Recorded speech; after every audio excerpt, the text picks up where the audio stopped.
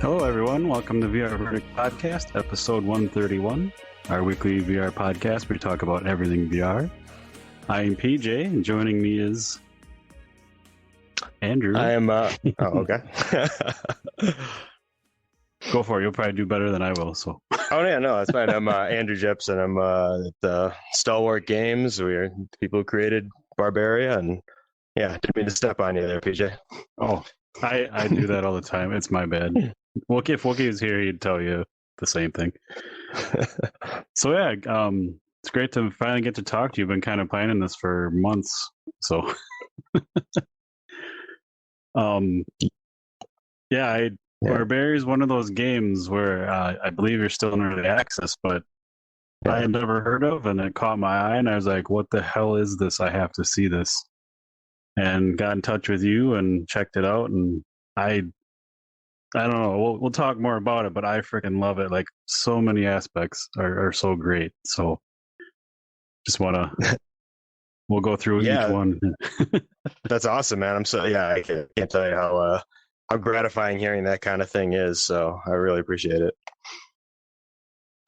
First question is, are you a one-man team, or do you have a team, or what's your setup? No. I'm not a one-man team. This project has gone. The game Barbaria it's been kind of a windy road to get here to the early access launch. But the team right now is two of us. So myself and my partner David Logan. Andrew Jepsen, by the way, I didn't do the full intro. Hi, wait for the camera. But it's the two of us right now in development. There have been other people on the project in the past. It's kind of come and gone for various reasons. And we contract here and there when necessary at this point still. But yeah, we're primarily right now a two-man operation. So is this your first game, or is it just your first VR game, or neither of those? It is my first VR game. No, not my first game at all. I've been in the games industry for a long time. About 2005 is when I started, got in, and I've actually been doing motion control games for a very long time as well. So yeah, that was the company I used to work for, Zindagi Games. We made we were the kind of company, we made launch titles for the PlayStation Move when that was coming out way back. So so I've been doing motion control games about as long as anybody, specifically 6 Degree of Freedom ones. So nice. Yeah. So VR wasn't super new as far as that element to you. No, the motion control aspect wasn't new. That was one of the reasons I was so excited right off the bat about VR was, or its sort of resurgence with the DK1 and whatnot, was just because I love doing the motion control games. I was super excited when we got the opportunity to do that. I love the 6 Degrees of Freedom, sword fighting with my hands and all that kind of stuff. And then it kind of died when PS4 came out. The Wii went away, and PlayStation 4 didn't have a camera, and there wasn't really move support much on that. And then VR motion controls come roaring back. So yeah. Was that your initial reason to kind of go with VR, or was it anything else other than just new technology or all the other stuff that goes with it, or was it mainly that kind of drew you to VR?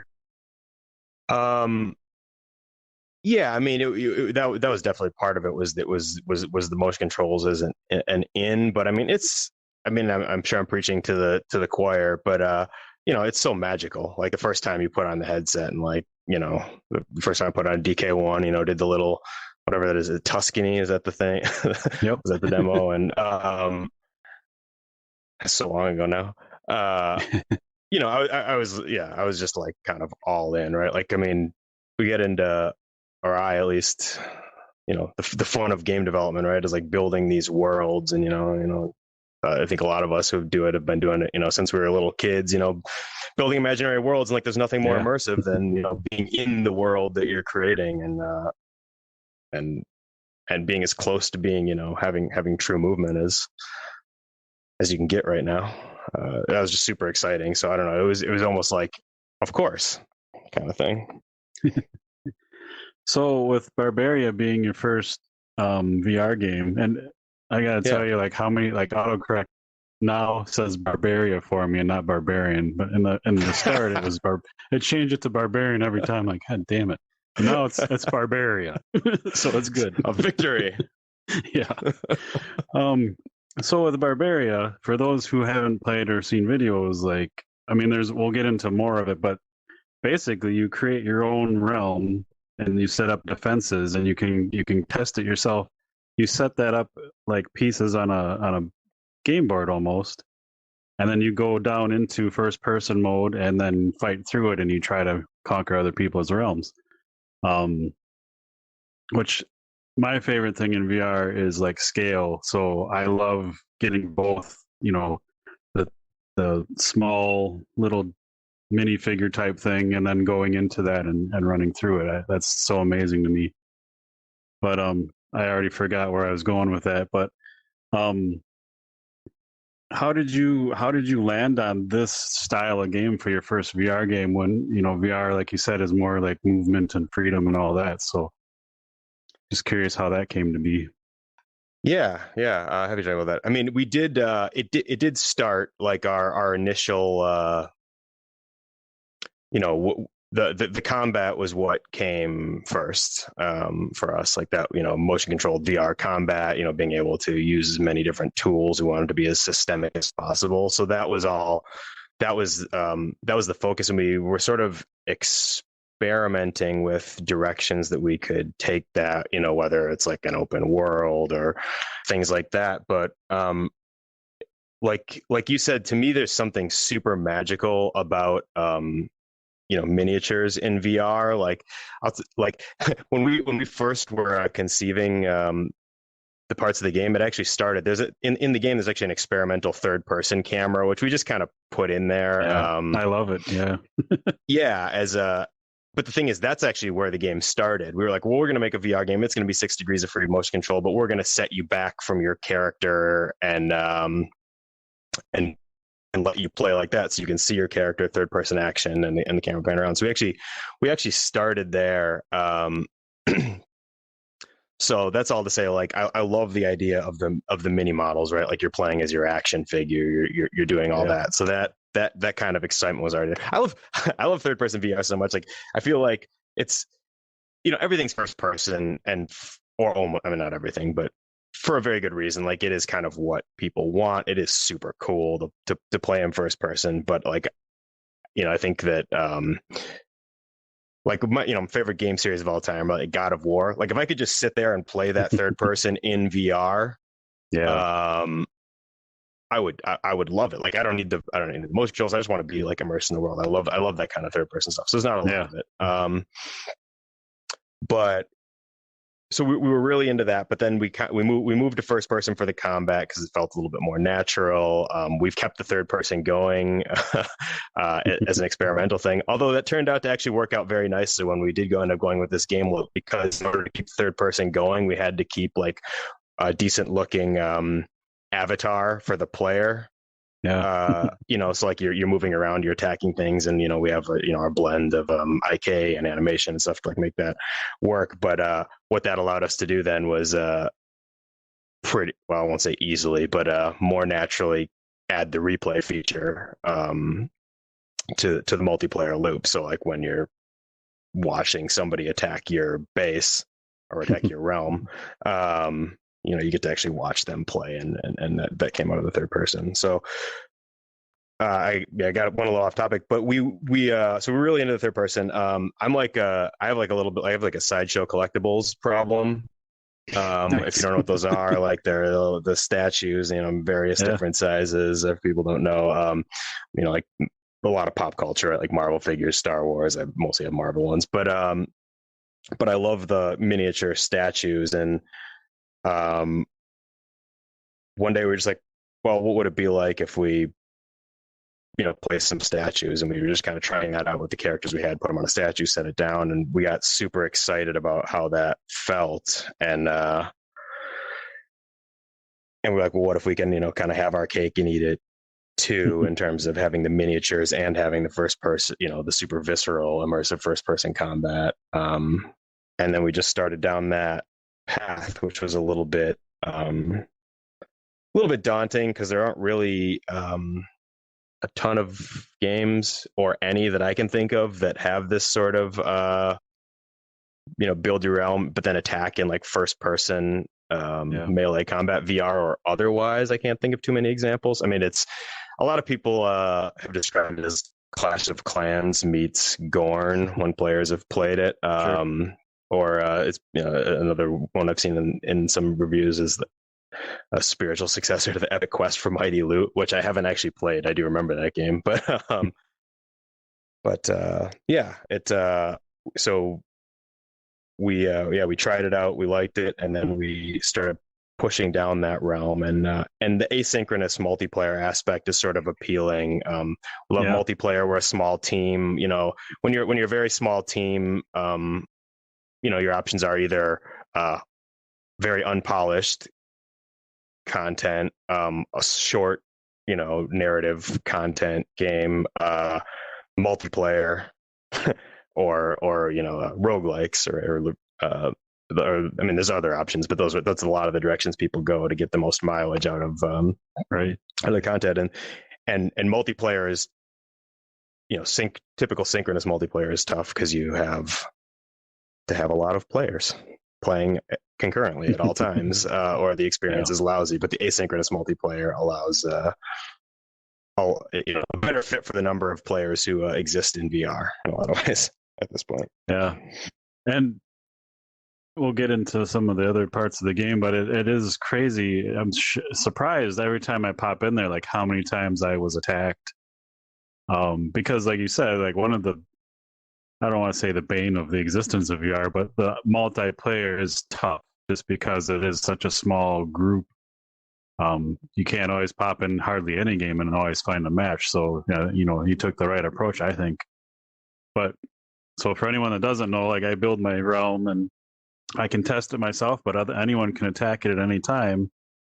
And just like you said, you can watch a replay of it and see where like they had problems, or they kind of went through it quick, so to add some more stuff there. And so you log into the game, you pop in, it says, hey, you've been attacked this many times by these many people shows your wins and losses, and you can replay them all and watch them. It's really neat, and I love that you can watch them like really fast. And you my biggest thing with games in general is just options. Like the more options, the merrier for me. And you guys have a ton of them with, like you said, third person and the replays and all that, and we'll get into some of the more stuff, but like it's just really neat. It was shocking to me being early access, and I don't know how long you've been working on the game total, but just kind of being newer, there's a lot of people attacking me anyway. Maybe it's just me personally, like people want to take me out, but it's really neat. No, yeah, I'm really glad to hear that's been your experience. Yeah, I mean, we try to do our matchmaking such that that's people's experience, and that's by and large been the case. Like people haven't been starved. I mean, one of the things we're learning during early access is at the very, very high levels. There are people who have lots and lots of hours in the game, and like continuing. We in our last update, we had to make some tweaks to make sure that like they could still get attacked, because their bases had gotten so powerful that Sure. very few players would even get served them, right? Because it was basically so. That's a lot of the reason we're doing this lengthy early access, is because we want to like iron out those issues with the multiplayer loop.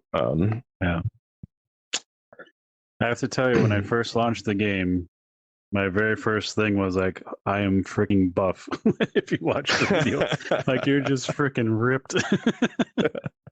It's so awesome. The second thing was just the visuals. Like it is I think it's gorgeous. Like the detail and just, the looks of the weapons and the characters in the back, like it's awesome. And then the third thing was the freaking combat. Like while you're fighting, you can have some allies, but there's a lot of enemies. You can pick up rocks and throw them. You can use their weapons against them. You can use them against them. Like there are just so many options. If you cut someone's head off, you can grab it and throw it at people. Like all kinds of stuff is going on. And when it's all happening, it gets so chaotic. It's such a blast. But yeah, the combat is just like it feels super good. Like you have sword and shield and like single-handed weapons. There's a bow. There's some magical staffs from the enemies. Like I have yet to get bored at all or even close. So it's pretty amazing. Wow. Yeah. Thank you. Thank you. That's we've spent a lot of time there, and we're continuing to add more content to the combat. But that was a big, making things work the way you'd expect has been a big pillar in terms of like, well, if I can chop off somebody's head and it's gonna be laying there, well, of course I need to be able to use it. But we also tried to push that to to like, if there's rocks and weapons laying on the ground, well, NPCs need the intelligence to be able to go and pick those up and use them as well.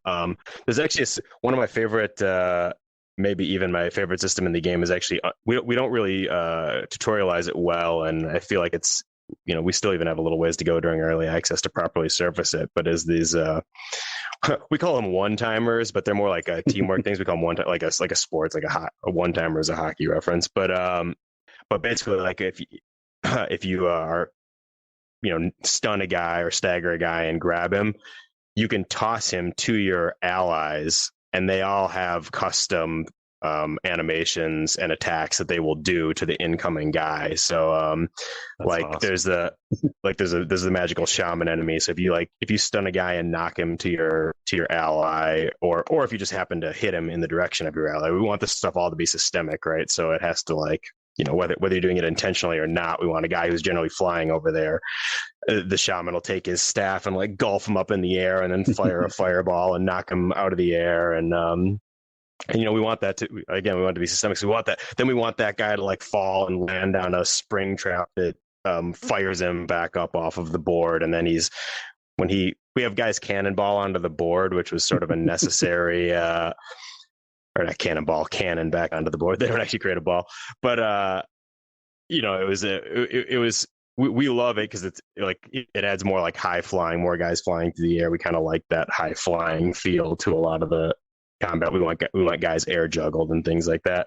But that came out of like, well, if we're going to let you throw guys off the board, which naturally like you're going to be able to do, it's going to be a real exploit if you can just punch everybody and just fire them off the board and they die. So they all recover, but it kind of keeps the battle going. And I think it's fun. Plus you get the goofy cannon shot and whatnot. Yeah. And I love that the weapons you pick up, they're breakable. They'll break after a bit. So sometimes you are like just bare fisting it. And you have a little power that you can like super punch people. And the ragdoll physics are just freaking phenomenal. I just played the other day, and I think I was streaming it, and I punched one of the little guys, and he just went flying and landed on one of the background pieces was just a spike. He landed on it. And I punched another guy, and he landed on another one, and then they kind of like wiggled free and jumped back down. And I was just, it was so cool. You just throw anyone anywhere, and it gets so chaotic. Yeah, we wanted to like that's been one of the things that we focus on, this challenge, because we want to walk that line, because we want all of these things, we want all these emergent behaviors to happen, and that's super important, right? And like and you can see by how much people love that in VR, by the way, that games like Bone Lab or Boneworks and Blade and Sorcery, where it's full immersion, but we're also trying to like straddle that line where we want to make a competitive, fair game as well. So it can't just all be like complete zaniness. So we're constantly trying to keep both of those things in mind. Like, okay, well, we got to allow all these emergent behaviors, but is there going to have to be something that, like for instance, the guys fall off the spikes and they don't die, or the guys cannonballing back onto the board, because we can't have it just be exploits. It has to, the game, you want all these fun things to happen, but and that's, probably the most important thing to us during the development of this game, is making the combat zaniness, maybe.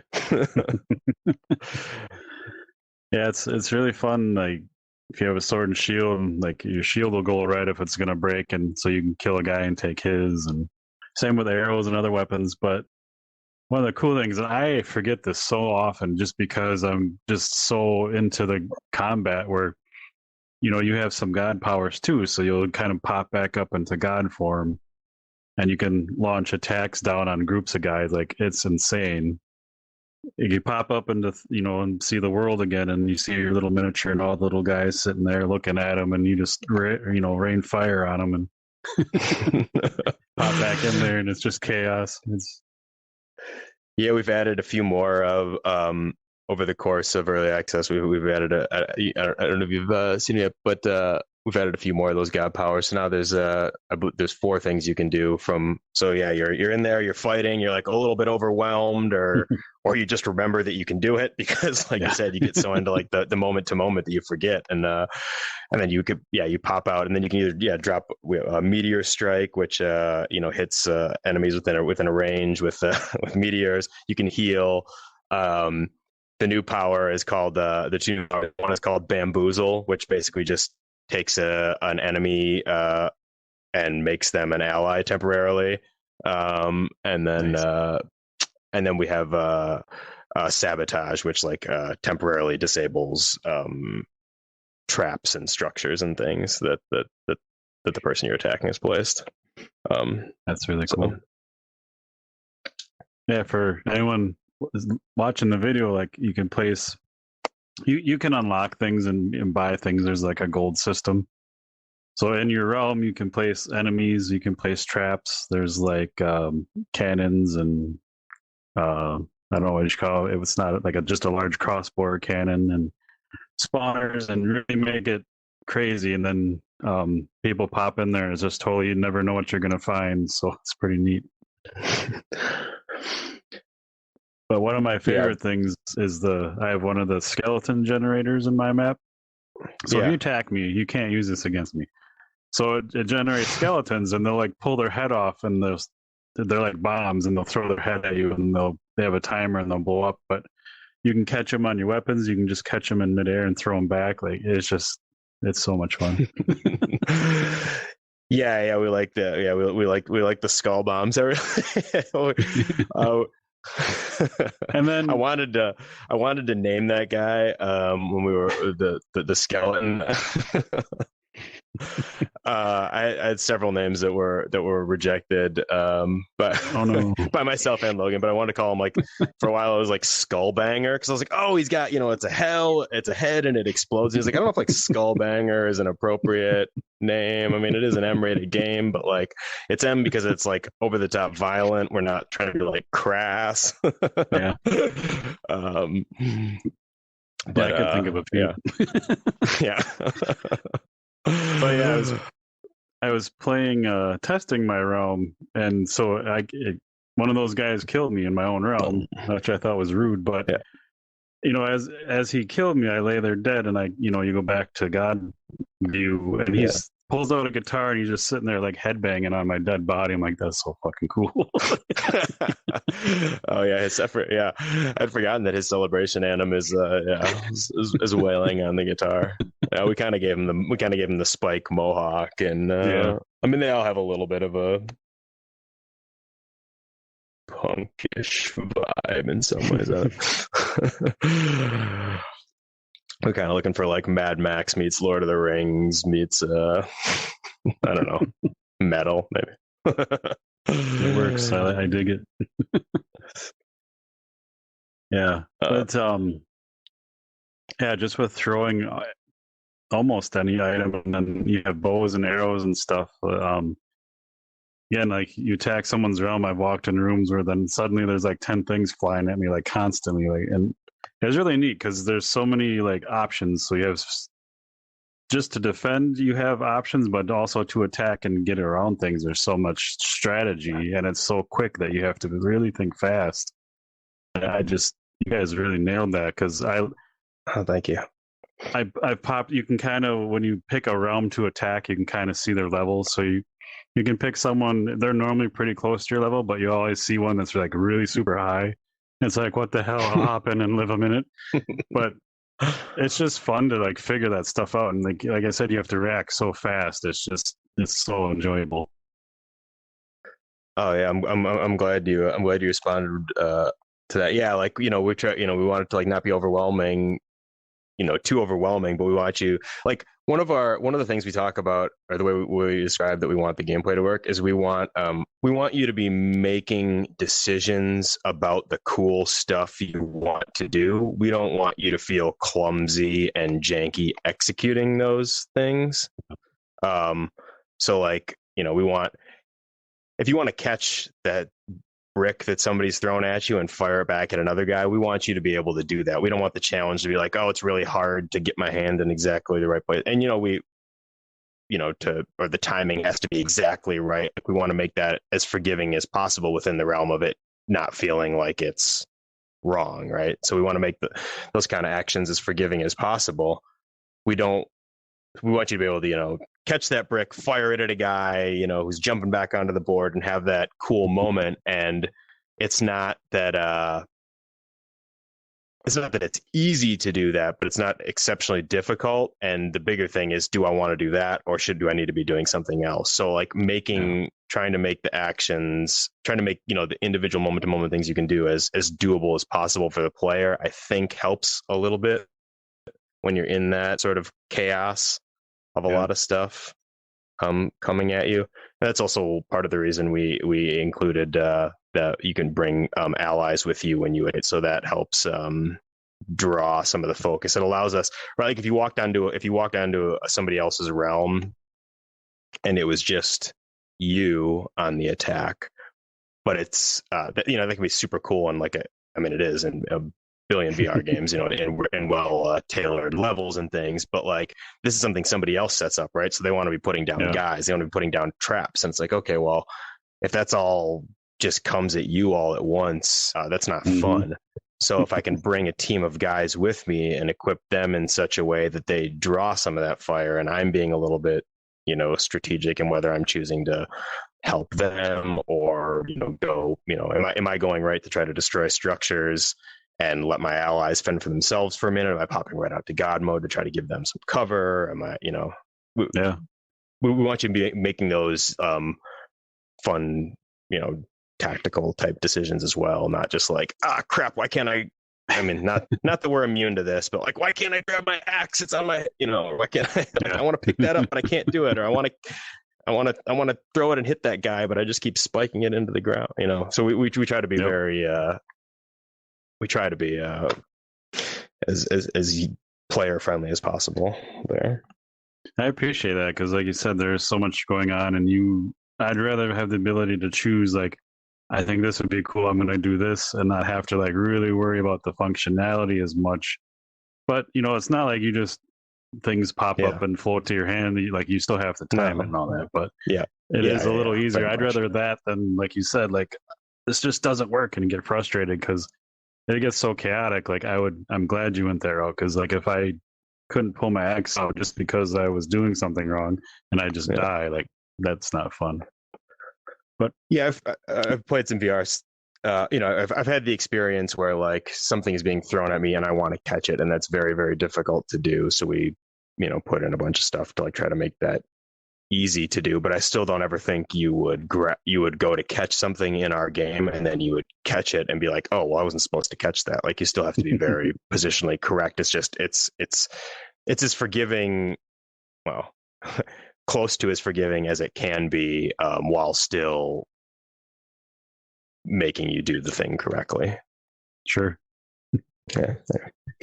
And going back to like strategy and all that, another thing you guys have in the game is this little like, so you kind of launch into your, I don't know, like player hub, and you can create your realm in front of you. To the right, there is a upgrade station where you can literally upgrade anything you possess, including yourself, which is really neat. So if you like to bring in some help like AI buddies, you can upgrade them and strategize that way. You can upgrade your shield yourself. Like there's just so many avenues. And then to the left, when you go over there, it starts off, you'll see your win-loss board, which is really fun to look at. And then you have this nice little stage where you can pick your colors and banners. And what I love, you guys have a great sense of humor, it seems. You pick all that stuff, and this little goblin, some swanky music starts playing, and he comes out all like seductively and walking on the catwalk, showing off your colors and banner. Like that made me laugh pretty well. Thanks. And then past that, there's a shop where, not right away, it unlocks at some point, but you can actually, every time you come back from a battle, they're all random and it's all different. So you can get in there and buy stuff, and just the whole setup is really neat. Oh, and then the other thing, there's a music box, and you can go over there and adjust the music, but the box opens up and there's a little goblin band playing in there. There's just, it's amazing. I love it. Thanks. Yeah, I'm glad you really like that stuff. Yeah, that's some of my favorite stuff in the game. We're actually adding some more of those in our next update. I believe we're targeting the end of next week to get out our next update. So we have some more of that stuff. Some more of those stations around your area ready to go. Yeah, we should come up with an actual in-game fictional name for that. I don't think we've ever actually addressed that space by name in dialogue. Anyway, yeah, the runway goblin is one of my absolute favorite things in the game. Yeah, and I love the band too. That's awesome. Tiny goblin trio. But yeah, it's clearly like I don't know if we've done ourselves a disservice, but it is, the game does not take itself too seriously. No, I think you guys hit the right mix, and it's our goofy sense of humor, I guess. Yeah,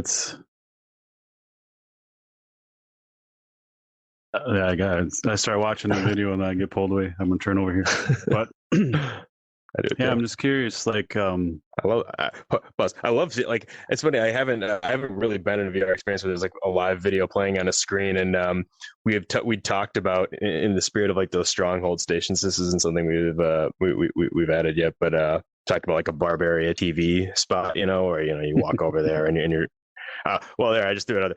Internally in code, it's called the stronghold.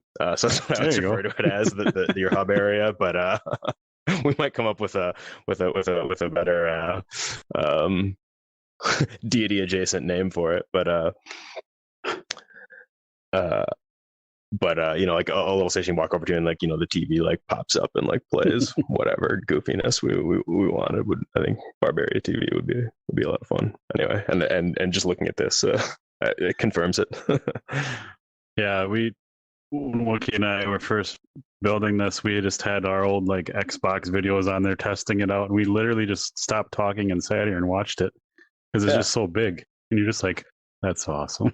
that speaks to like how I mean, right? Like I love VR, so like I'm not like a unbiased observer of the platform, but I love it for a reason, and that's another one, right? Like, it's just so cool watching like big screen VR. I haven't actually used that app, but like that even that concept is rad. It's a great app.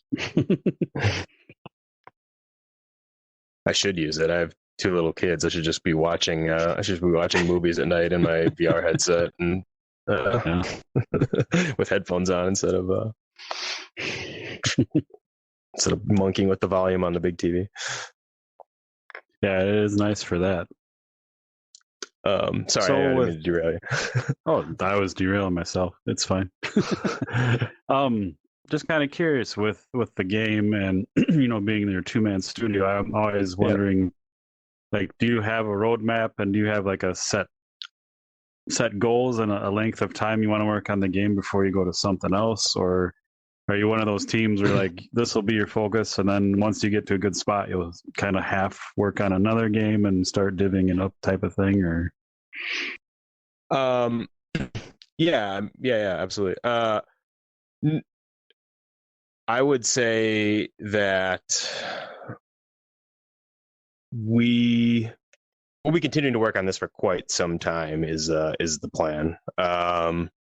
Like I've said this before, that like, you know, at some point, I don't have anything specific to announce, but we'll be coming out of early access. And you know, at some point beyond that, like it'll be about like how well the game does, but assuming that we can, you know, hit the level of sustainable success that we anticipate, I would work on this for the next 10 years. Like I love it. This is like there's so much we can do. Like, you know, you talked about like, you know, like the way that your realm comes up in the hub world, but like we could add other things. And, you know, primarily right now there's attack other players, right? We have some other game modes where like we have some, you know, wave defense things that you can do in your own realm.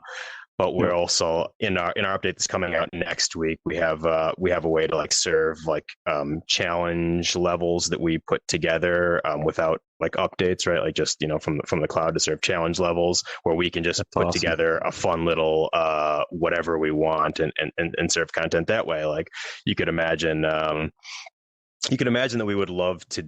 You know, the game is an asynchronous, but you know, many players have said, and we of course would love to do like co-op. So we have like, you know, do like co-op raids or co-op missions. This would be great fun to play. Obviously, that is a huge, maybe not obviously, but if it's not obvious, that is a huge undertaking, time and financially expensive undertaking.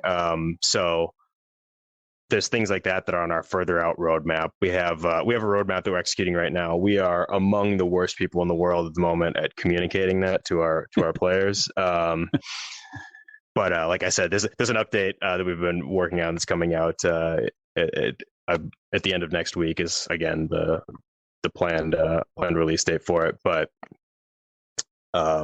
we have several more like that.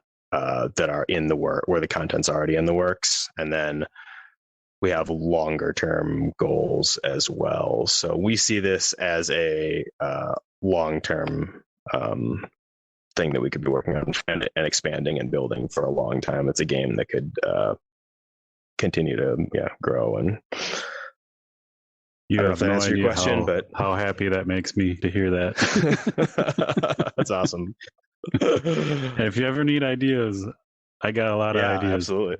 We're always looking for ideas to feedback. I mean, we have a million ideas, but you know, it's like sometimes because we kind of live, eat, sleep, and breathe this. So, you know, we think of ideas and, oh, that's kind of cool. And then you, of course, you know, time, you know, you don't get to it and then it comes back. But then like you hear that same idea or something adjacent to that idea come from like 3, 4, 5 other people. And you're like, oh, maybe that was, you know, maybe we need to pull that one to the top of the pile. And, you know, this other thing that we thought of yesterday, we think is the most important thing in the world.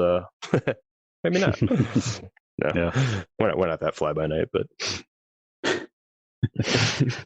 So I have I think it's a 2-part question. Yeah. And this is coming from a person where I am I'm a PCVR person. Like I love mobile and Quest is great and all this. Yeah. And I'm sure you already know what I'm going to ask you, and you probably hear it a lot.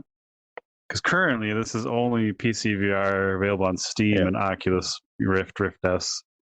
Right.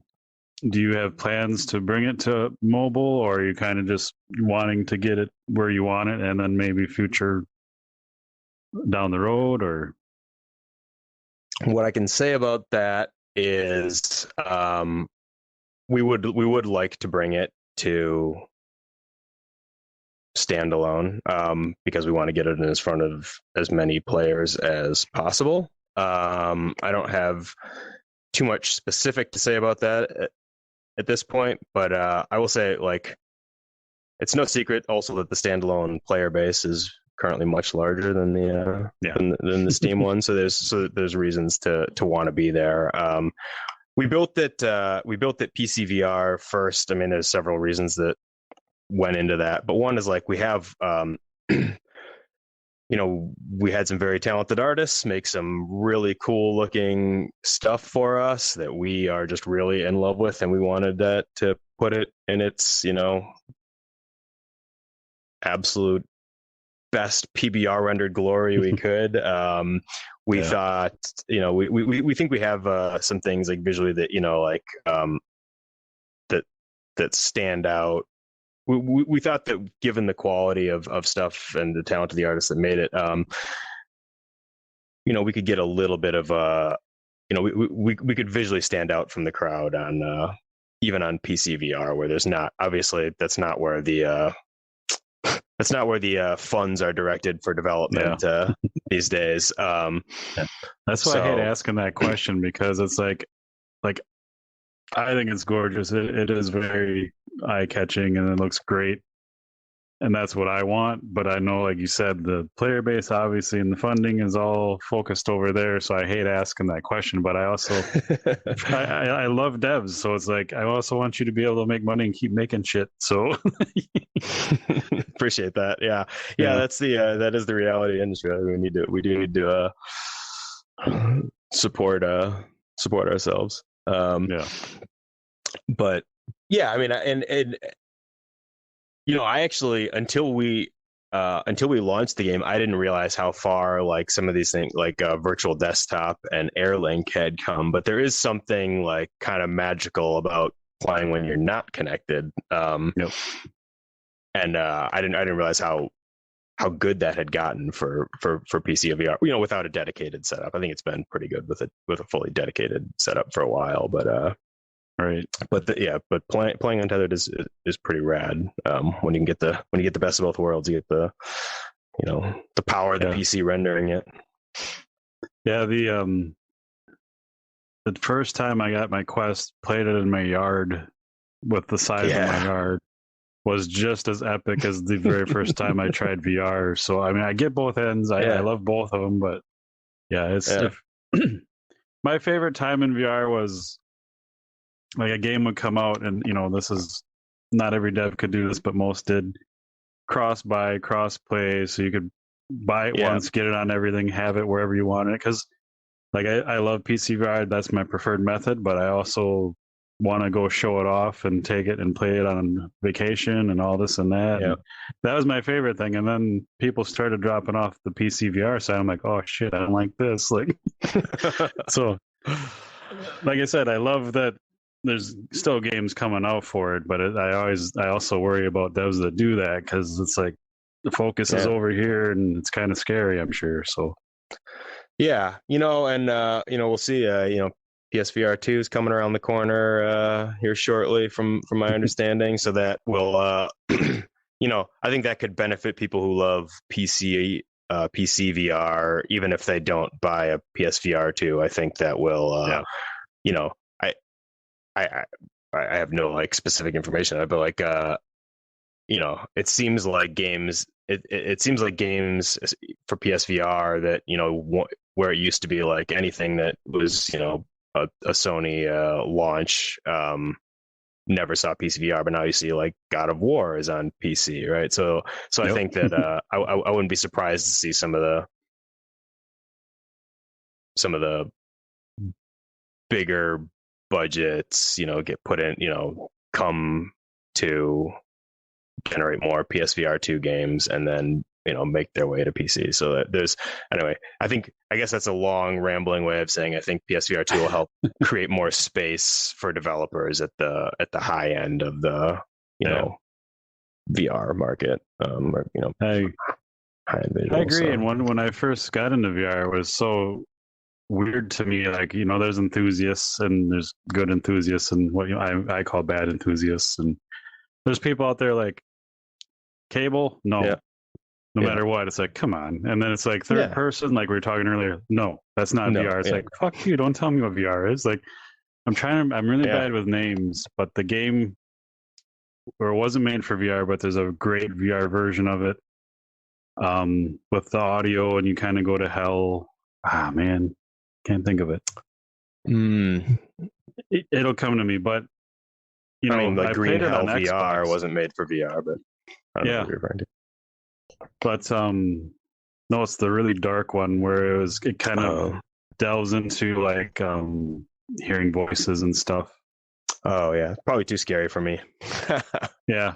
So I mean, I played on Xbox and the gameplay was like, it's all right. It sounds awesome and looks great, but I didn't really hook me. And then I played in VR. Sacrifice.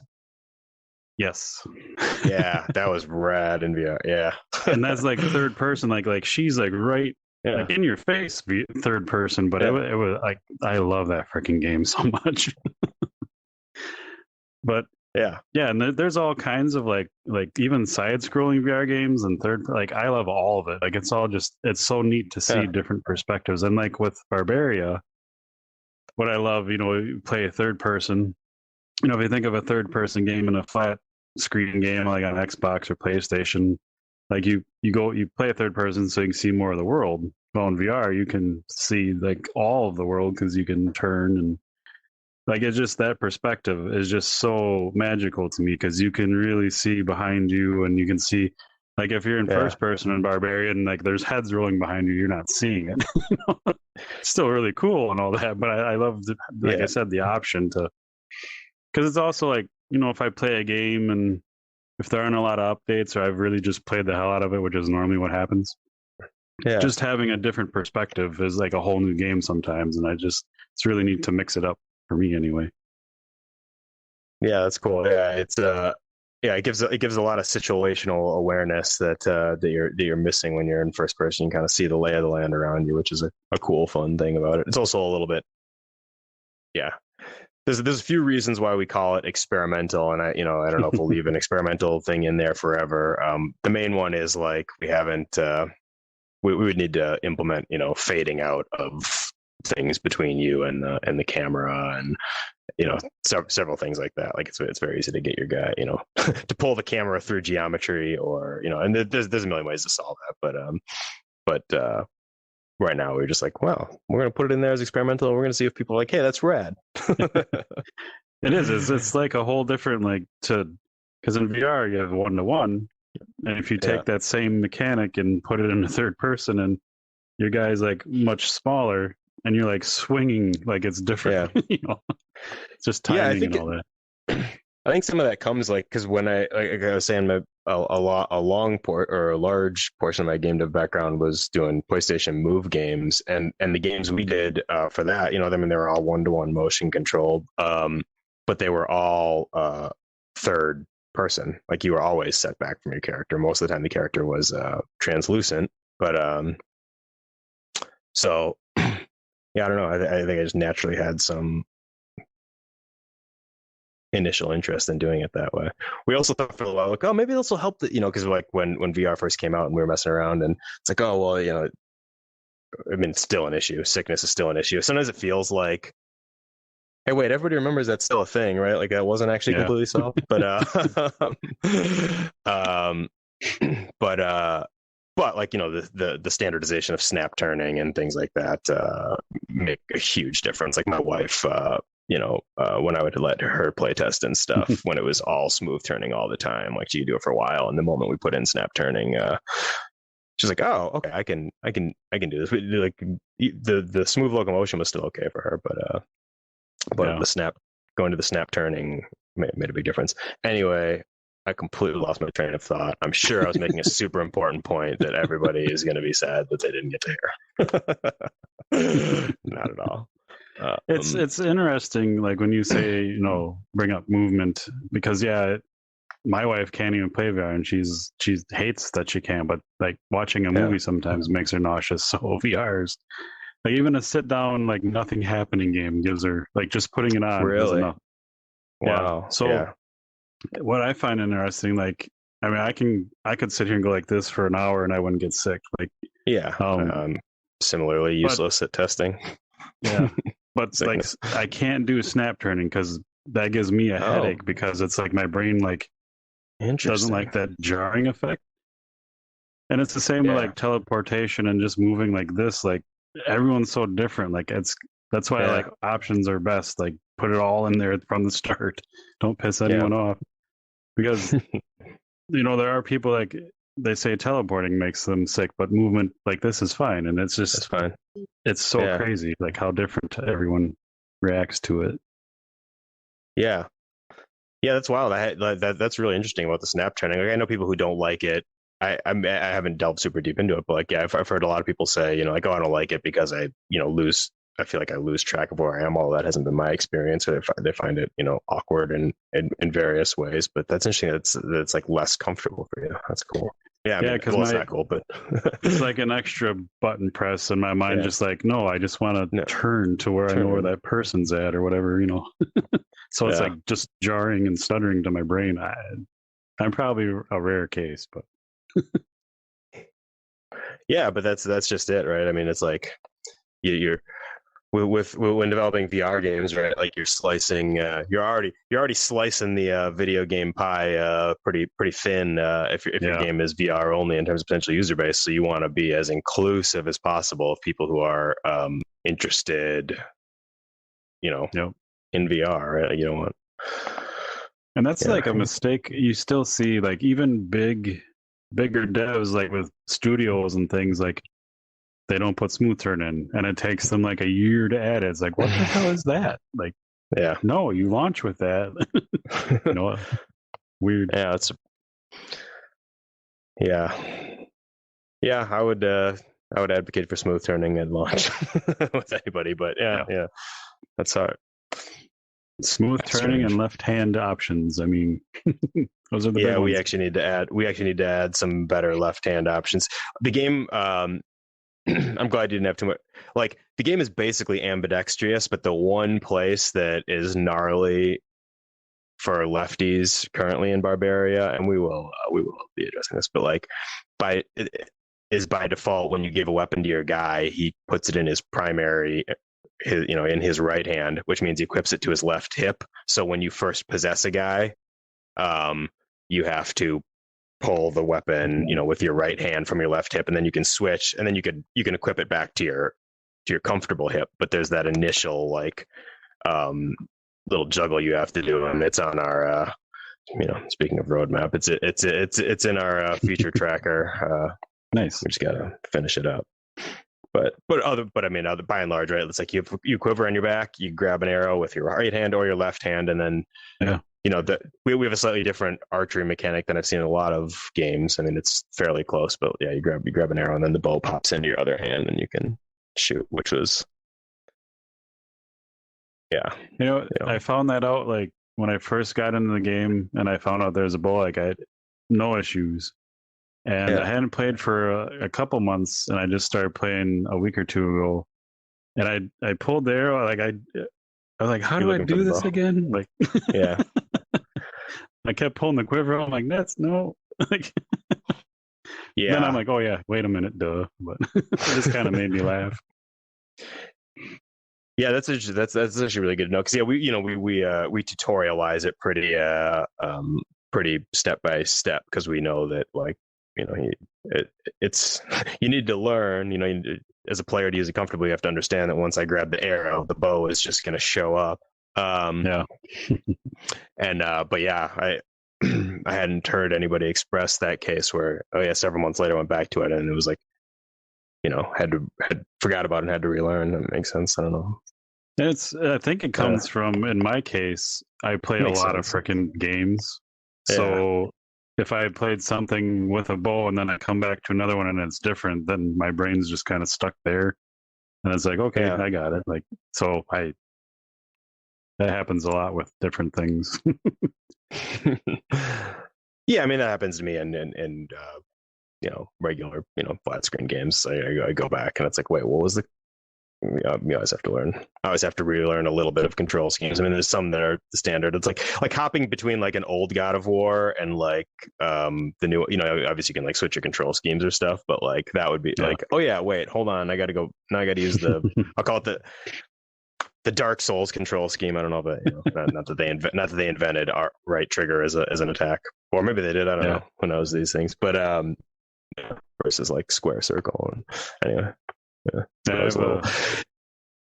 I have an Elite 2 controller. Like ever since Microsoft put out Elite controllers, like that's me because again, if Wookie was here, he'd tell you how weird my controls in the past systems have been.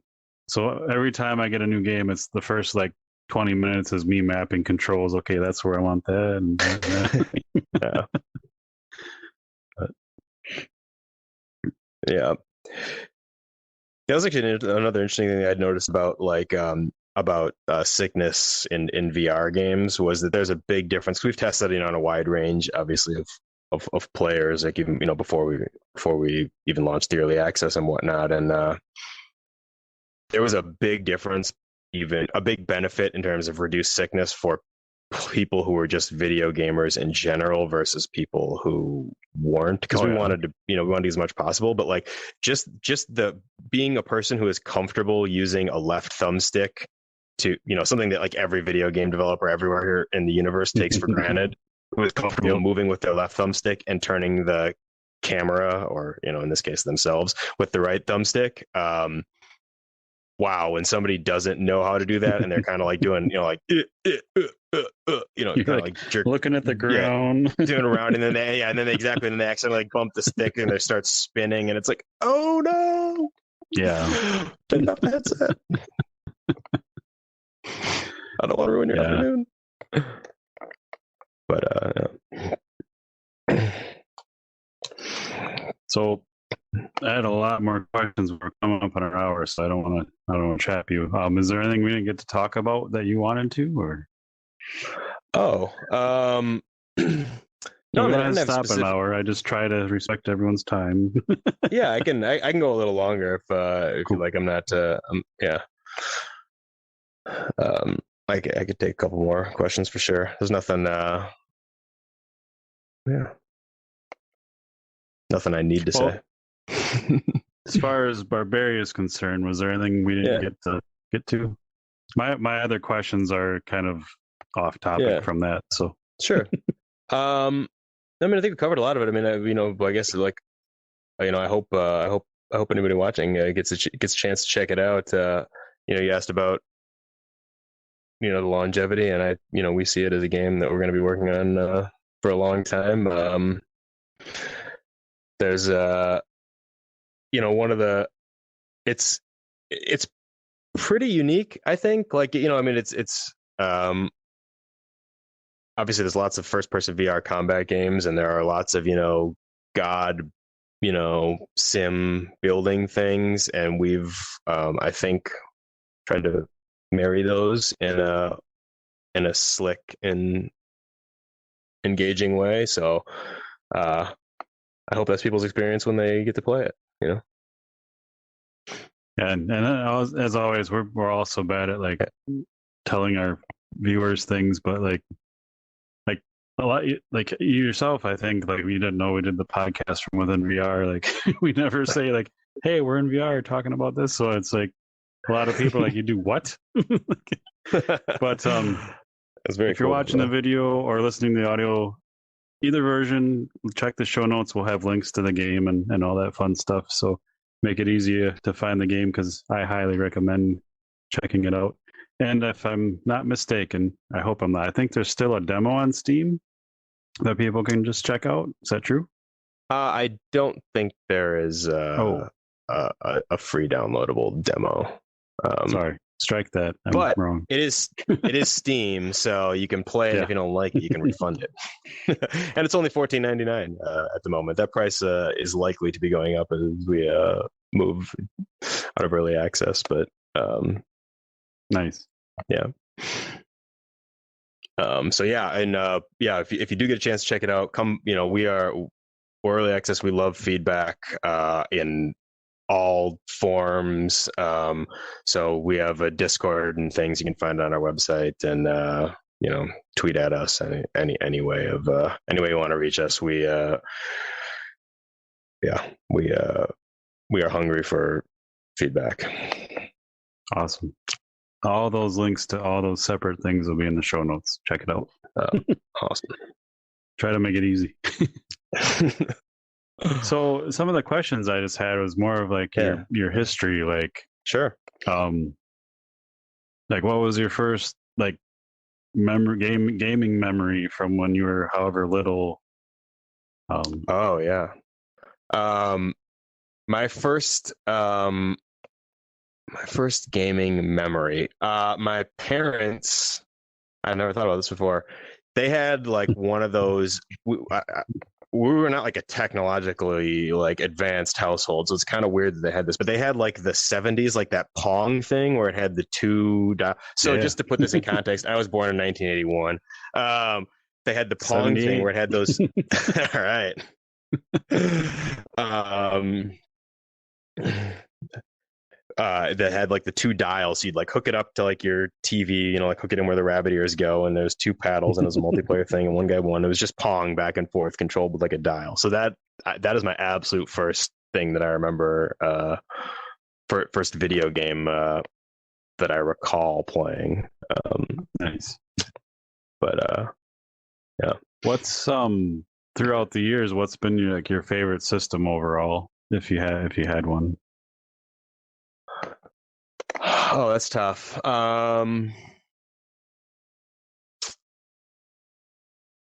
You know, I'm not. One way to answer this question is to separate the nostalgia factor from the. But I'm not going to do that. So then I would just say the NES, because that was the first. I bought a used Atari 2600 before I had the NES. But like when I got my NES and got first Legend of Zelda and all the the Mario Brothers games and things. Yeah. The first Final Fantasy, I just play it like nonstop. That will always be my favorite. I don't know. It's not like if somebody was like, "What's?" Yeah. Anyway, I'll just leave it there. Yeah. Do you have like a favorite game, like no matter what system you're anything, like overall, like that is your game?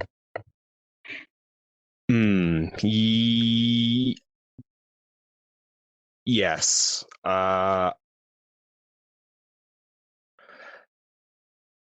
Here I will slightly separate out the nostalgia factor. I would say 2018 God of War is my favorite game Nice. of all time, taking into account everything. Sure. Yeah. So real quick about me, like I've owned every system that's except for the very obscure ones since whenever. Except for I've never owned PlayStation, any version of it. Really? And this is the power of VR to me. I bought a PS5, I don't know, 6 months ago, just to prep for PSVR 2. And I grabbed one because I got a good deal, and I'm like, I'll just check it out. It'll be cool, and I've been enjoying it. And I'm playing all the exclusives, obviously, but it's that nothing really against PlayStation. It's just I was always like a Nintendo and Xbox person, and most of the I couldn't justify getting it for like 5 games I couldn't play, but absolutely. Yeah, it was just that's the power of VR. Like anyone that knows me, like, oh, you bought a what? Like you bought a PlayStation? I got the first PlayStation. We traded in. I never owned a SNES. I had a Sega Genesis and a bunch of games, and we at launch day of PlayStation traded in my Genesis and all of the games at whatever it was, Electronics Boutique or something, so I could get money off and get a PlayStation. And then I've owned all the PlayStations. Nice. That was kind of a thing we did every time one of the major systems came out, just because my parents weren't filthy rich or anything, and I kind of always just fended for myself type of thing. So sometimes when I think back, it's like, God, that sucks. I wish I had it all. But then there's other times where it's like, thank God I don't have all that crap sitting in there. I was just having this discussion about that exact thing where I was like, somebody's like, so what do you do with old video game systems when you're done? I was like, what do? I put them in a box and then I pretend that I'm going to ever pull them out again, and they sit in the attic taking up space with other things that I also don't need to keep, but I will. Ellen was like, when I have kids, I'm like, oh, maybe one day I'll pull out. Am I really going to ever pull out an actual PlayStation 2 and put in a game for my child to play, or will I find some other way for him to play the game, or more likely just be playing different games? Exactly. The only thing anyway. that, like, because I'll throw in, like, I'll play some ROMs here and there and relive some past memories. But the only time I've really spent a ton of time on with like ROMs and stuff is I'm gonna forget the name of this too. It's the VR app that's out there. Shit, they're gonna kill me. But I highly suggest this too, and not to distract from your game, but you load up in an old school 90s bedroom, and you can use all the old TVs, like they have all these models and all the systems, and it's just freaking amazing. And you can play, have like your friend in there and play split screen, and oh my god, yeah, that sounds cool. Yeah, that's the only time I've like really spent a lot of time with ROMs and old games like that. So that's pretty fun. But anyway, back to your game, Barbaria. Yeah, I'm pumped to see. I'm so happy you have updates coming out. Like, not that I'm anywhere near bored with the game. I'm just in your last update, I think you maybe added some new pieces or something, because I noticed there were some things that weren't in the shop that I've seen before. So there's a lot of stuff. Seeing stuff like that pop up. So yeah, we've added a lot since launch. It's actually funny. Like, I go back in here and look at the trailer playing behind us, and it's like that trailer we cut before the early access release. Well, there's actually two. There's kind of two to play back to back, and like we've added multiple minion, new characters since then. We added there's a female champion now. So instead of being the big beefy guy, you can be a gladiatrix who's and yeah, we've added, like you mentioned, like they have their own individual powers. We've added new structures. We've added new weapons. We added like these statues that you can use to like decorate your base, like just put massive statues around your realm. And so features like that. Yeah, we added new actual like gameplay affecting structures, and it's awesome. Yeah, what I really love, and again, for someone who hasn't played this, like you get board pieces, you can buy them or you unlock them as you go and stuff like that. But they all have like multiple like points to where you can connect them, so you can really take a couple of pieces and really make a lot of different things and layouts. And there's obviously like choke points and like all kinds of strategy built into it. It's really neat. Yeah, so you can see it's kind of like in the video right there. Yeah, as you're placing them in this, and we've added. That's another thing. Like since launch, we've added many new fragments. We call those fragments, and we've added some more interesting fragments. Like the early ones were a little bit simpler spaces, but now there's some interesting things happening with them, and we'll continue to be adding more and more of those. Yeah, and I mean, there's other customization features on the roadmap. Like you can already make your realm your own, but we want to, continue to push that even farther. So, yeah. And also in the video, you can see where like you'll pick up your hero's statue, and then you can like take his weapons off, put them on the weapon pedestal or whatever you want to call it. And like I said, you can upgrade everything individually. So you just pick up your hero and add the weapons you want to him, and that's your loadout, and it saves that until you change it. And I just think that's awesome, because again, scale and all that in VR, you just pick up the body you're gonna take over, and then you can just set it up however you want and just drop them in. So cool. Yeah, and that's how you make your loadout for attacks, and also how you equip your guys. You're like, oh, I want to put an imp up here. I'm going to give him a bow so he attacks ranged. I'm going to, bomb bags and throwing axe sacks are two things that are coming in the next update. Sounds fun. Another thing you can give to yourself or to your minions or to your defenders, they can use an attack, and it's all. Yeah. I love the diversity. Like you have guys that just kind of spawn in, and again in the video you can kind of see them. They'll just, like you said, cannon up and fly into the map. And I have a lot of fun. Just like I'll see them pop up and just shoot them with a bow out of the air, and they'll fall back down. And if they don't die, they'll pop back up, and you can do it again. Then they're dead. Just pay them again. Yeah. So many options. So much fun. Oh man, like I said, I really appreciate that that you're enjoying it. Like that means a lot to us. It's very cool. One last question, and I'll be quiet. No problem. Just curious, like with the realms and the pieces and stuff. Do you have any on your roadmap or any thoughts for future like area type? Like it's kind of like Castle-y desert. Like you ever be like in a forest setting or actual enclosed dungeon settings or pieces or anything like that? Yeah, we've talked a lot about that. We would like to do, different, like we call it like a biome at some point. Like you said, like it's kind of got a lot of the same, it's kind of like a broken up rock, kind of deserty, sandy vibe, but like we'd like to do a little bit more of that. So I guess stay tuned.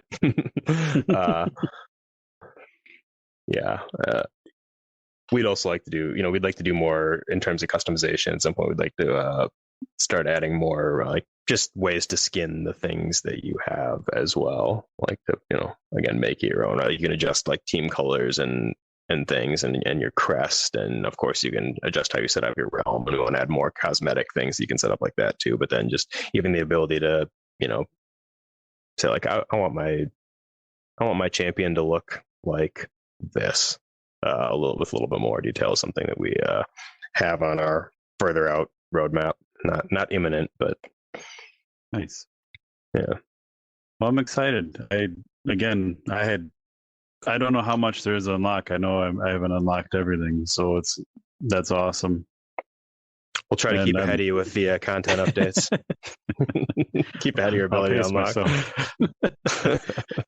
But yeah, whether it's just upgrades and additions like that, or like if you guys, have further down the road, like plans, like you said, for other game types in this game or other like game modes, like more MMO RPG stuff or whatever, like that's really exciting to me. So I can't wait to see what you guys all end up doing with it. Awesome, man. Thank you so much. And thanks for having me on here. This has been a lot of fun. This is so cool doing it in VR like this. I mean, like you said, I didn't know that's what it was going to be initially when you first got it. I was like, oh, but this is rad. Yeah, it's like, why do you need an asset? And for those watching, audio listeners, the drill. But for those watching, we meant to have like a little map and one of the goblins and then the hero in here, but we just had some file issues last minute. But maybe next time we'll get that going. That sounds. We've awesome. also like some games we could go into your area and put our table there and do the podcast from within your game. That seems to really trip that with the devs up. Yeah, I thought about that with the we sending you the just like it was basically a couple fragments snapped together, and I was like, oh yeah, like I actually had that thought. I was like, I wonder if they'll just set it on there. Next time you have a big update and you want to come back, we'll make that happen. We've done it a few times. Awesome. It's really neat. Or we'll have like someone's asset like on a table, and it's like a tiny thing in the game, and we kind of have it enlarged, and they're like, I've never seen this like this before, and it seems to really trip up the devs. Yeah, so like the model is suddenly at like half or quarter scale or half scale, or 4x scale. Yeah, us ourselves, like there's a long backstory of how we got to this. Yeah, and this is great, but we also, I'm not promising anything, but the plan is after December, January, we're going to be moving things to a new platform that'll allow us to have grabbable objects and avatars and names and all that fun stuff. So working on a lot of stuff. Because it'd be neat to like pull out a weapon from Barbaria right now and just like, this is what we're talking about. And yeah, like wield the axe. Yeah. Because on we used to do the podcast in Spatial Ape till they closed down, which they're coming back. So, but we had like an audience. Anyone could come join and be, join the chat, and really nice for people to like check out those things from your game, like in person without having the game. And just, so we're working to get back to that real as quick as we can. So it's coming, but yeah, it's just fun to show that off and stuff. Yeah, that's cool. that'll be exciting. Look forward to you guys making the jump. Yeah, cool. But this was a great chat, man. I love the game. Obviously, I'm not just saying that because you're here. I really, you'll see me stream more of it. October's been super crazy for me, so I'm trying to get back to streaming some more. But yeah, I've never had a bad time. It's one of the first games like, I've got half hour. What should I pop in and play? And that's one of the first that pops into my mind. So that's good. Oh, that's awesome. Thank you. That's so cool. Right on. Yeah. Thanks again for having me. And this has been a lot of fun, man. I really appreciate it. Awesome. Anytime. Cool.